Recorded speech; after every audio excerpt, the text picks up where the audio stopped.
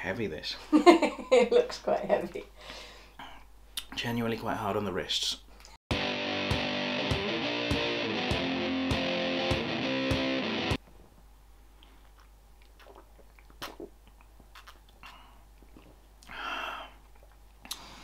Is anyone else missing the pub?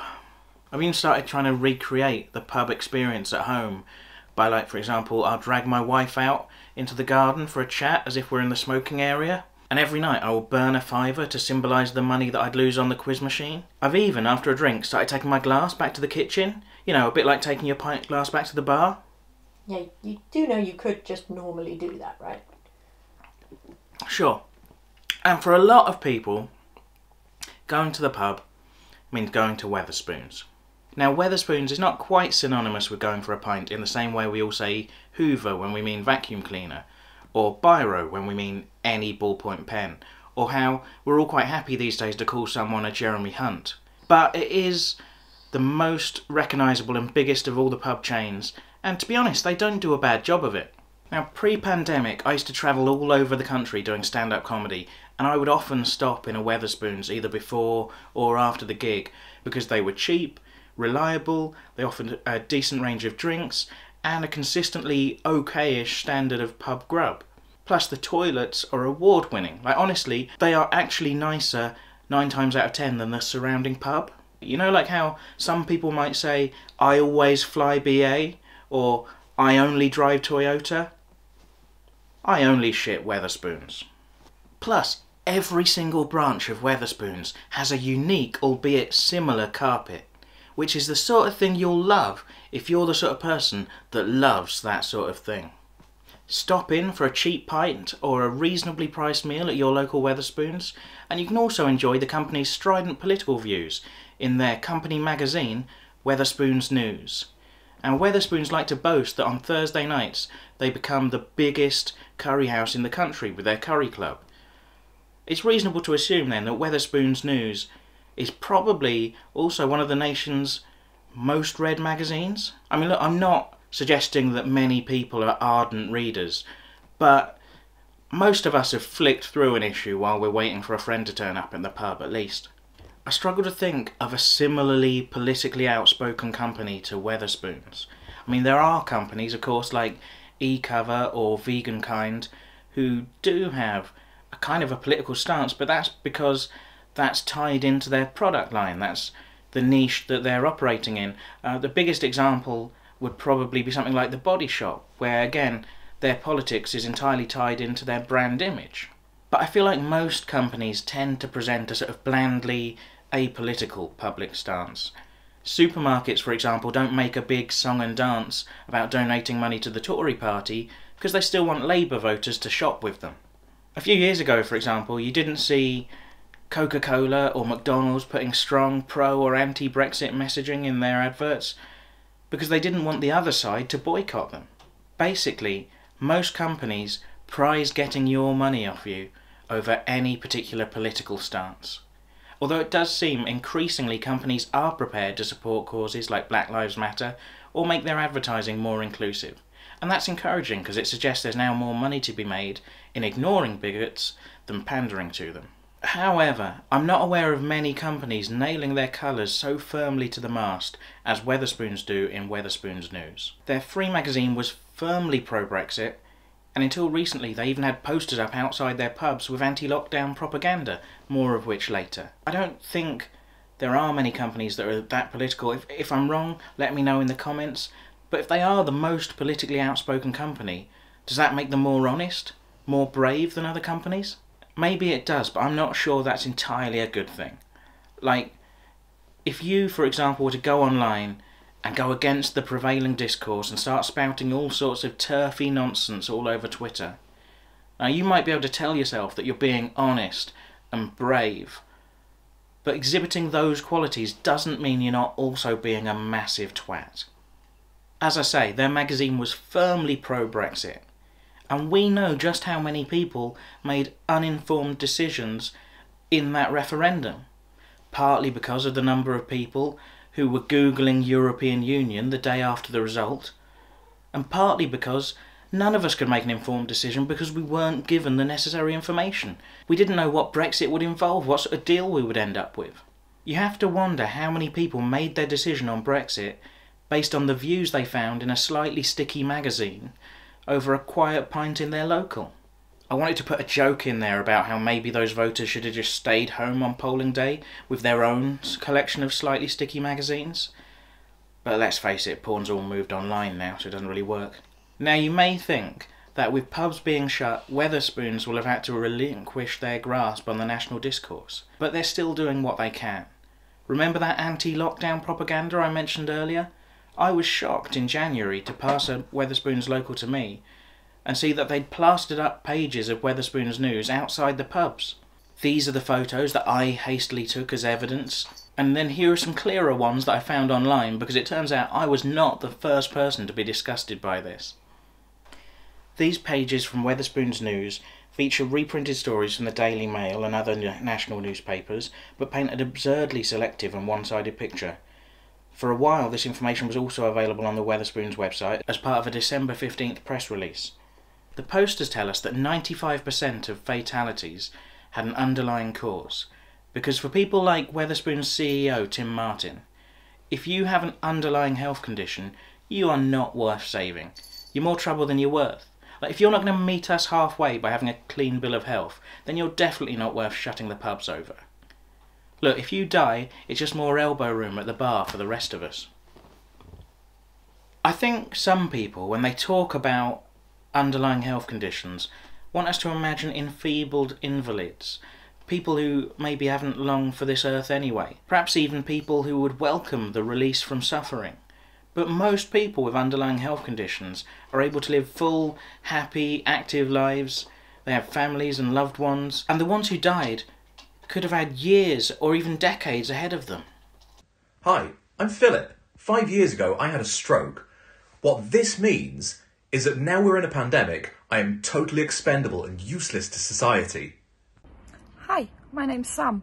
In a normal year I run a business that employs 16 people direct and hundreds of others freelance, but because I have Crohn's disease, which puts me in a high risk category, apparently my life has no value. Hi, my name is Ray and I have a dog called Dougie who depends on me for food, shelter and company. The bad news for Dougie is that I have type 2 diabetes. So in the fight against COVID-19, I'm acceptable collateral damage. But I'm sure he gets it. I'm Ted. I volunteer with a partnership that helps schools and organisations deal with conflict. I also help them modify the training materials to make sure they're accessible. But it's cool. If I die, I guess anyone could do these things. Hi, my name's Simon and I have a wife and 2 kids, but I also have a chronic lung condition, so my family don't care whether I live or die. You might think that Tim Martin is only looking out for the future of his business. After all, last year Wetherspoons made an overall loss for the first time in the 36-year history of the chain. But don't worry about them too much just yet. Recently, Wetherspoons fundraised over 93 million quid to help them buy out other pubs that are struggling. And Tim himself recently sold £50 million worth of shares, so he's probably going to be okay for the time being. My wife actually has her own small business, and it's been unable to operate due to the lockdown. Unfortunately, she's not able to fundraise millions of pounds from investors, although if you are interested in helping, you could always donate to our coffee account or maybe sign up to my Patreon. But in the meantime, we still don't know when she'll be able to reopen. Even though it's an award-winning business, it may yet be overwhelmed by this pandemic. But does my wife post up anti-lockdown propaganda? No, because that would be bloody irresponsible. And I'm not a dickhead.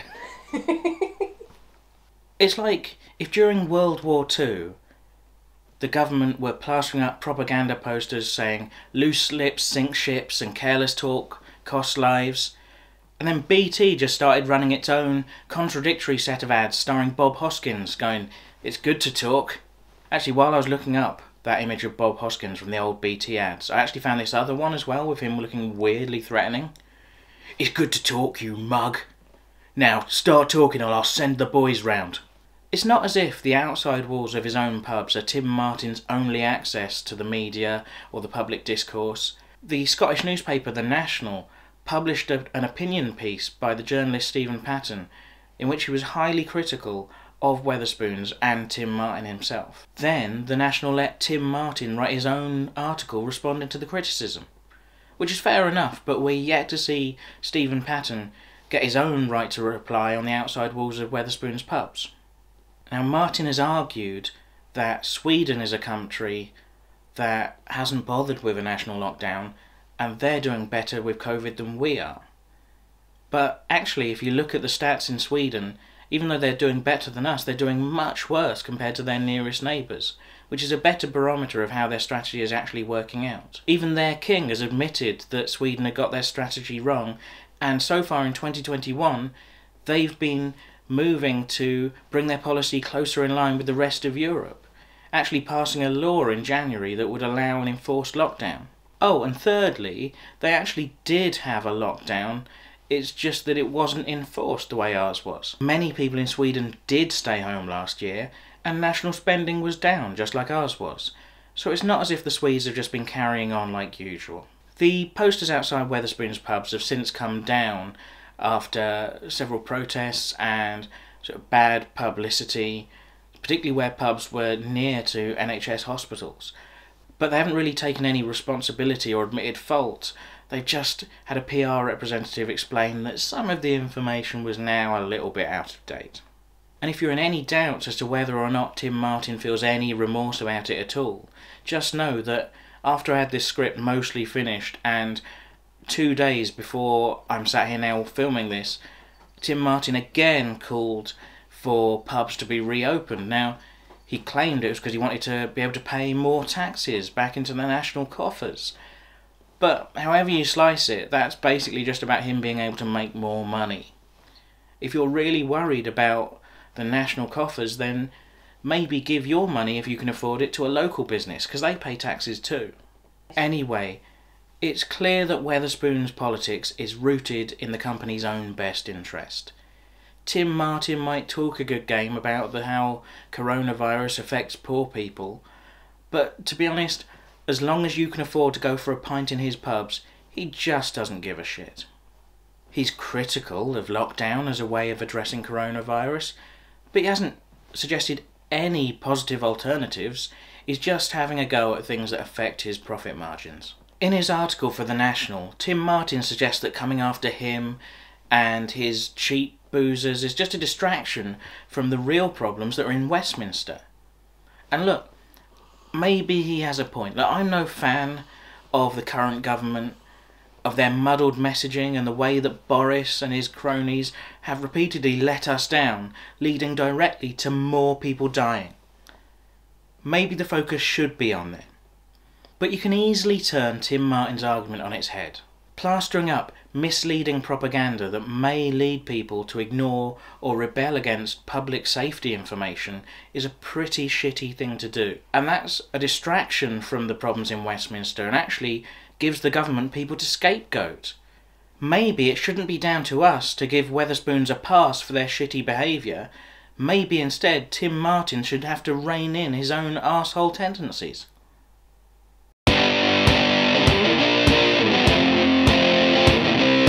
So, I have decided to never again eat or drink in a Wetherspoons pub. I may yet go in and use the loo as a sort of socially acceptable but ultimately toothless form of dirty protest, but I won't be spending my money there. I mean, I say that, look, I am susceptible to temptation. You know, I'm not infallible, and like anyone else, I'm a slave to convenience, probably more than other people, in fact. So this is where I'm asking you to help me out. If you, ever see me in a Wetherspoons, I want you to do me a favour. Like, if you see me in a Wetherspoons and I am not actively shitting, I want you to come up, put an arm round my shoulder, lead me away, take me to a local independent pub where they do a decent cider on tap, and buy me a pint. Is that so much to ask? Meanwhile, while the pubs are still shut, you might find yourself at a bit of a loose end. You know, you've exhausted Netflix and everything else that there is to do. Might I make a suggestion? What you should do is check out my new stand-up comedy special, Chris Chopping's Lonely Hearts Club Band, which is available to stream exclusively on Next Up Comedy. You can download Next Up Comedy on your phone, your TV, your computer, and it's got hundreds of comedy specials, including mine. I'm really proud of my special. I think it's good. I think it's worth an hour of your time. I also think it's worth a bit of your money, to be completely honest. But that said, you can access it absolutely free as part of a 7-day Next Up free trial. All you have to do is go to the link that appears on screen now, or I'll be putting that in the description below, and you can find it there, and get a 7-day free trial to watch brilliant stand-up comedy from the UK and around the world. There's TV names, festival favourites. It's a really good service. I'm subscribed to it myself. It's where I go to find brilliant shows by people like Robin Morgan and The Delightful Sausage, Brennan Reese, Becky Brunning, Beck Hill, there's too many to name. It's really good.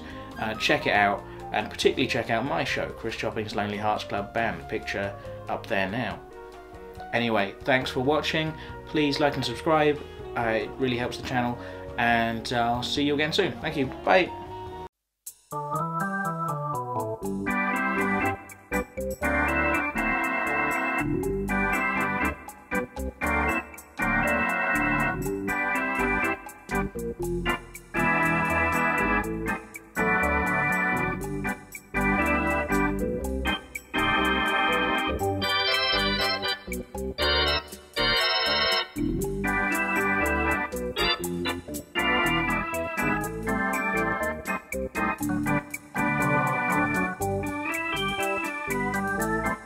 A few years ago, you didn't see, say, Coca-Cola or McDonald's putting strong anti or pro-Brexit Mexicans.